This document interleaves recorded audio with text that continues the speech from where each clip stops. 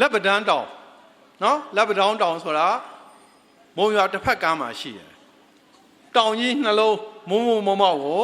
မုံရွာကနေလှမ်းကြည့်လိုက်ရင်အဲ့တောင်ကြီးအမှန်တန်လှတယ်လှတဲ့ဟာကိုမြင်ပြီးတော့မုံရွာကလူတွေကလည်းအမှန်တန်စိတ်ကူးရင်တာကိုသူတို့ကအဲ့တောင်ကိုနာမည်ပေးရတယ်တောင်မုံမောက်နှစ်ခုကိုဗာပေးရလဲဆိုရင်ဒေစီကျော်ဝင်းတောင်လို့ပေးတာပဲနော်ဘာဖြစ်လို့လဲကျွန်တော်လည်းမသိဘူးနော်အဲ့ဒါကျေးစင်တောင်နဲ့စပယ်တောင်ဖြစ်တယ်စပယ်တောင်ကယနေ့မှာကုန်သွားပြီအဲ့စပယ်တောင်ကုန်သွားပြီတူးလိုက်တော့တန်ချင်း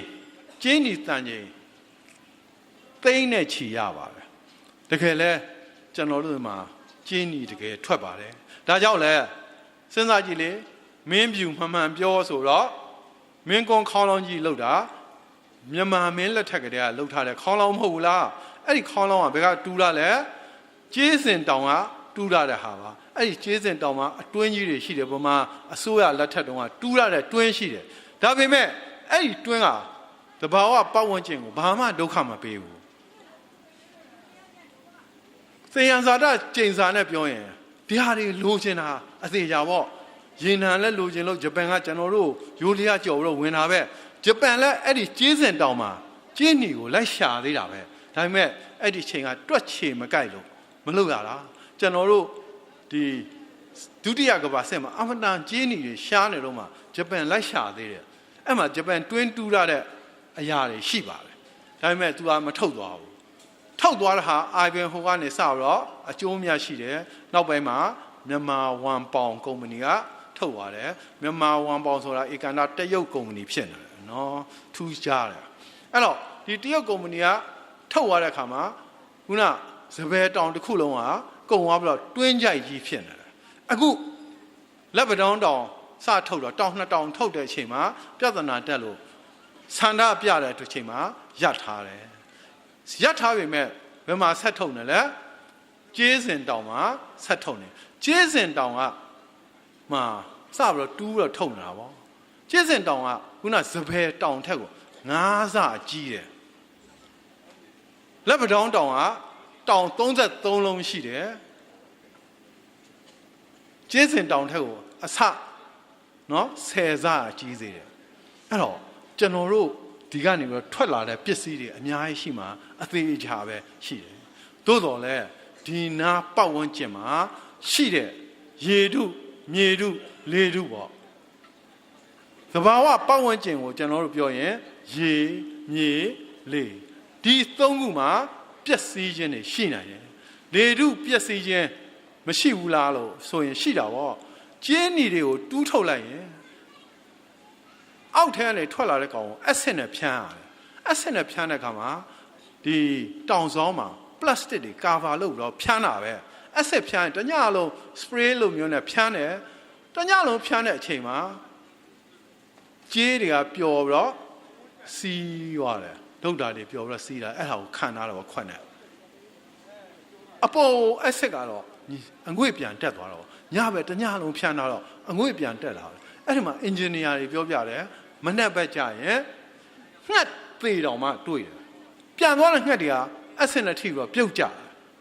ဒီတော့အက်ဆစ်ကအပေါ်မှာမသွားဘူးလားသွားမှာအတေးချပဲဒါကဘယ်သူမှညင်းလို့မရအောင်အဲ့ဒီအက်ဆစ်တွေကကောင်းကင်မှာမနေနေဘူးတစ်ချိန်ကျရင်အောက်ကိုဆင်းလာတယ်ဆင်းလာရင်အပင်ပေါ်ရောက်အပင်တွေပြတ်တယ်မြေကြီးတွေရောက်ရင်မြေကြီးတွေကဓာတ်သတ္တုတွေနဲ့ဓာတ်ပြူတွေအဲ့ဓာတ်သတ္တုတွေနဲ့ဓာတ်ပြူထားတဲ့တတ်တုပါတဲ့ရေတွေကကျွန်တော်တောက်တည်သုံးရည်တဲ့ပါသွားတယ်သို့မဟုတ်မြစ်ထဲကိုဆင်းသွားမယ်အဲ့တောက်ရည်သုံးရည်နဲ့ပါသွားတဲ့နေရာမှာကျွန်တော်တို့သွားတော့ကြည့်တော့အဲ့မှာကင်ဆာယောဂါလိုမျိုးဖြစ်တဲ့လူတွေအများကြီးခုနလိုမျိုးကလေးတွေမှာအမတန်ဒုက္ခရောက်တယ်ဒီမှာကလေး4ယောက်ပြဿနာတက်တော့เนาะတကယ်တော့6ယောက်ပေါ့2ယောက်သေသွားတာဟုတ်4ယောက်ပြဿနာတက်တော့အဲ့4ယောက်ကိုကြည့်လိုက်ရင်ယောဂါရှာဖွေတာအက်ဆစ်နဲ့မပတ်သက်ဘူးပြောတာပဲဒါပေမဲ့အက်ဆစ်နဲ့မပတ်သက်ပေမဲ့ heavy metal စနဲ့ပတ်သက်နိုင်တယ်အက်ဆစ်ကြောင့်တစ်ဆင့်ဖြစ်နိုင်တဲ့ယောဂါအဲ့ဒီယောဂါဘာလဲဆိုရင် cerebral palsy လို့ခေါ်တယ်3ယောက်ဖြစ်တယ် cerebral palsy ကဘာမှလို့ပြောရင်အုံနှောက် လေဖြတ်တဲ့ယောဂအကျော်တွေပြတ်သွားတယ်နောက်တစ်ယောက်ကဖြစ်လာတယ်အဲ့ဒီယောဂဘာယောဂလဲဆို cerebral tumor အုံနှောက်ထဲမှာအကျိတ်ခဲဖြစ်တယ်ကော့ပါတို့ကက်ဒမီယမ်တို့ရေထဲမှာရှိတဲ့ mercury တို့ဟာလူတွေကိုယောဂဖြစ်စေတယ်ဒါအသေးချာပဲအရင်ခက်ကတော့မသိသေးပါဘူး1960ခုနှစ်လောက်မှာဂျပန်မှာနော်မိနာမာတာဘေးလို့ခေါ်တဲ့နေရာကြီးမှာပင်လယ်ပြင်ကြီးရှိတယ်အဲ့ဒီပင်လယ်နားမှာပလတ်စတစ်စက်ရုံရှိတယ်ပလတ်စတစ်စက်ရုံက mercury တွေကိုမြစ်ထဲကိုတွန်ချတယ်အဲ့မြစ်ထဲရောက်သွားတော့ mercury ကလေးတော့အောက်မှာရှိနေတယ်အဲ့မှာ anaerobic bacteria တွေကစားပြီးတော့ methyl mercury တွေဖြစ်လာတယ်အဲ့ဒီ methyl mercury ကအပင်ကစားတယ်အပင်ကစားသုံးတော့အဲ့ဒီအပင်ကိုငါးတွေကစားတယ်ငါးတွေထဲမှာ mercury တွေများလာပြီအဲ့ဒီ mercury တွေများလာတဲ့ငါးတွေကိုဘယ်သူကစားလဲလူတွေကစားတယ်လူစားတော့ဘာပြဿနာမဖြစ်သေးရုပ်တရက်ဒါပေမဲ့ပြဿနာစဖြစ်တာကြောင်မှာစဖြစ်တာကြောင်ကအုံတော်ကသေးသေးလေး body mass ratio လို့ခေါ်တယ်အချိုးအားဖြင့်ကြည့်လိုက်ရင် body ရဲ့အလေးချိန်ကနည်းတဲ့အတွက်ကြောင်မှာပထမဆုံးယူတဲ့ယောဂါဖြစ်တယ်ကြောင်တွေကငါးစားပြီးတော့ယူသွားကြတယ်ယူကတော့ကြောင်တွေထကတယ် cat dancing disease ဆိုတော့ဖြစ်လာတယ်အဲ့ဒီကြောင်တွေကမြစ်ထဲခုန်ချပြီးတော့တေးသေးကုန်တယ်အဲ့ဒါစဖြစ်တော့လူတွေကဘာဖြစ်မှန်းကိုမသိဘူးနတ်ပဲဖန်ဆာလာဘာလားပေါ့တဖြည်းဖြည်းနဲ့ခုနကျွန်တော်ပြောတဲ့ဒီ model girl တွေပေါ့ပိန်နဲ့ပါတဲ့ကောင်းမလေးတွေအရင်ဆုံးဒီယောဂရတော့တာပဲ body weight ငယ်တာကိုအဲ့ဒီကောင်းမလေးဒီယောဂရတော့အဲ့ဒီယောဂရတဲ့လူတွေကတဖြည်းဖြည်းများလာတော့အဲ့ဒီမိနာမာတာအရမှန်ရှိတဲ့မင်းကလေးတွေကိုအယူယောဂဆွဲနေပါတယ်ဆိုတော့ဘယ်သူမှဘယ်ယောက်ျားမှမယူတော့ဘူးနော်အိမ်တော်ကြလို့မရတော့ဘူးအဲ့လောက်ထိအခြေအနေဆိုးရတယ်2004ခုနှစ်လောက်မှဒီပြဿနာတွေပြေလည်သွားတယ်နော်ခင်ဗျားတို့ဂျပန်ရောက်လို့သွားကြည့်ရင်လည်းအခုတည်းကအဲ့လူမျိုးတွေရှိပါသေးတယ်အနုမြူဘုံကြောင့်ဒုက္ခရောက်တာရှိသလိုကျွန်တော်တို့ဒီဘာခေါ်မလဲသဘာဝပတ်ဝန်းကျင်ကိုမထိန်သိမ့်ရင်လည်းပြဿနာတွေရှိတယ်ကျွန်တော်ဆိုလိုတာကအခုလက်ပတောင်းတောင်နဲ့ရွာနော်40ဟာအမတန်ကတ်နေတယ်ဘေးမှာဖះတော့သွားကြည့်ရင်တွေ့မှာပါရွာနဲ့နော်တောင်နဲ့ဟာဟိုကပုံလာတဲ့မြေစာတွေကလည်းအဲ့နားမှာကတ်နေတာပဲအဲ့ဒီရွာတွေနဲ့ဒီလောက်ကတ်နေတယ်ဆိုရင်ပြဿနာတော့အများကြီးဖြစ်နိုင်ပါတယ်ကန်ဆိုတာကဘာမှာဆိုရင်ဒီလိုမျိုးမဖြစ်ဘူးရွာတွေနဲ့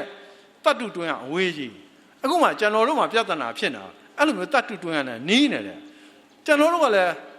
တတ်တူတွင်းကအဲ့မှာတူးမိရတာဖြစ်နေတယ်ဒီလိုဆိုဘယ်လိုလုပ်မလဲရွာသားတွေကိုရွှေ့မလားတတ်တူတွင်းတူးတာကိုပဲရမလားနော်ဘယ်ဟာ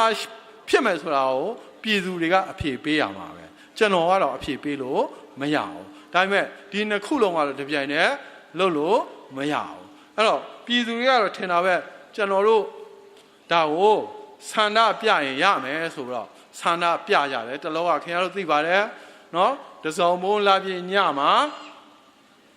မျက်ရည်ယိုဘုံနဲ့မိခိုးဘုံနဲ့ဖြိုခွဲတယ်ဆိုတော့ပြဿနာဖြစ်တယ်ကျွန်တော်ဒါအောင်ဘာလို့ပြောလဲဆိုရင်ကျွန်တော်လူတွေကခဏလာပြောတယ်ခင်ဗျားဗျာတဲ့ဒါတွေရှောက်ပြောနေတယ်တဲ့ကျွန်တော်ရှောက်ပြောတာမဟုတ်ဘူးကျွန်တော်တို့ကပညာရှင် journalist တွေဖြစ်တယ်ကျွန်တော်တို့က chemistry ကိုကျွန်တော်ကဓာတုဗေဒကိုပေါမောက္ခဒေါက်တာဘွဲရတာထိကျွန်တော်သင်ထားတယ်တက္ကသိုလ်မှာကျွန်တော်26နှစ်လုပ်တယ်လက်နဲ့ခဲရမီကြောက်ရောင်းလဲကျွန်တော်သိတယ်ဒီတော့ကျွန်တော်ကိုလာမေးရင်ကျွန်တော်ဖြေရတာပေါ့ကျွန်တော်ဖြေလို့ကျွန်တော်အပြစ်ဖြစ်ရင်တော့လဲကျွန်တော်မတတ်နိုင်ဘူးဖြေလဲကျွန်တော်အမှန်တရားဖြေရပါတယ်မောင်စိန်ဝင်းပတိကုန်းပြောတယ်လို့ပါပဲပညာရှင်တွေကနော်အုံတောက်ကိုသစ္စာဖောက်လို့မရဘူးပညာရှင်အုံတောက်ကိုသစ္စာမဖောက်ဘူး